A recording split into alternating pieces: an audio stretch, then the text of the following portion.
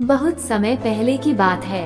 एक छोटे से गांव में रामू नाम का एक गरीब लेकिन ईमानदार किसान रहता था।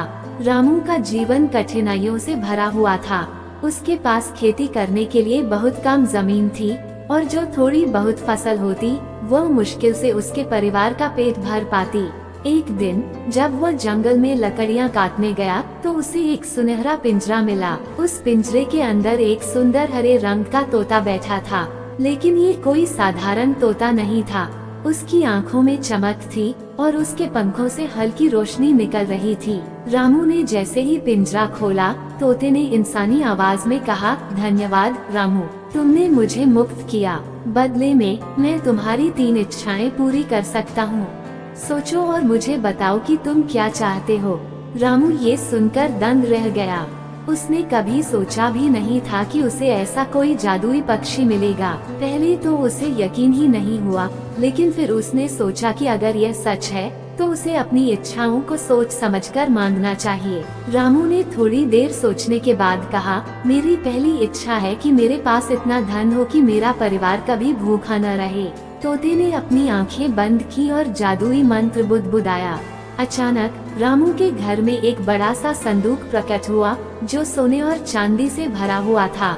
रामू की आंखें खुशी से चमक उठी। अब वह गांव का सबसे धनी व्यक्ति बन गया था। उसके पास नौकर चाकर, बड़ी हवेली और शानदार वस्त्र आ गए।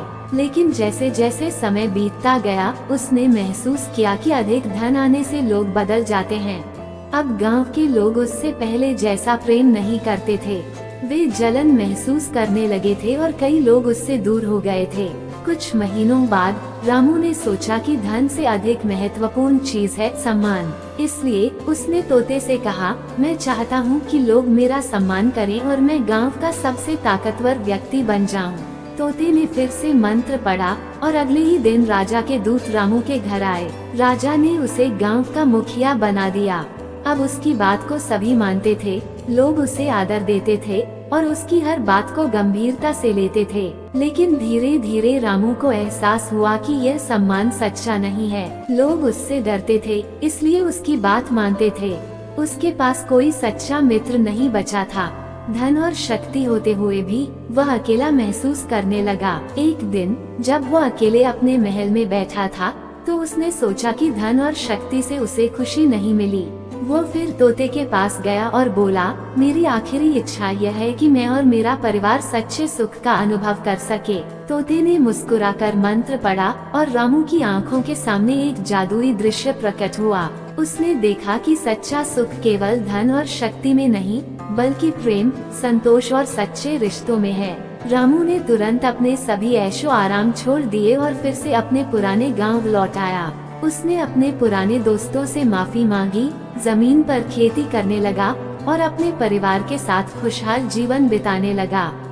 तोता मुस्कुराया और हवा में उड़ गया, ये कहते हुए, सच्ची खुशी तुम्हारे अंदर ही थी रामू। मैं बस तुम्हें ये सिखाने आया था। सीख। ये कहानी हमें सिखाती है कि सच्चा सुख बाहरी चीजों में नहीं, बल्कि हमारे दिल और रिश्तों में होता है। तो दोस्तों, आज का ये कहानी आप सभी को कैसी लगी नीचे कमेंट बॉक्स में हमें जरूर बताएं।